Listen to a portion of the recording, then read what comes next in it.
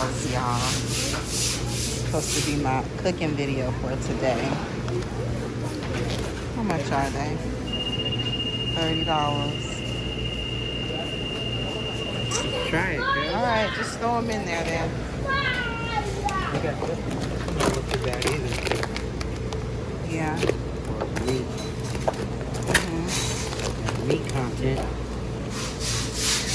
Show you. Huh? Just pick one. I don't care. Hey guys, welcome back to my channel.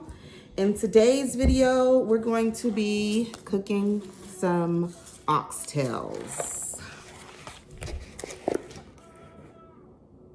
My husband requested these. I have never cooked oxtails before. I don't think I've ever even eaten oxtails before, but I've always wanted to cook them. He said he's always wanted to cook them and eat them, but today I'm gonna be cooking these. Thank you guys for coming along and watching me. Hopefully you can cook them and yours. So we have our oxtails. I got these at Costco. We have some red pepper, some green pepper, some tomato, some onion, and then we have a bunch of seasonings over here. I have some Himalayan pink salt. I have some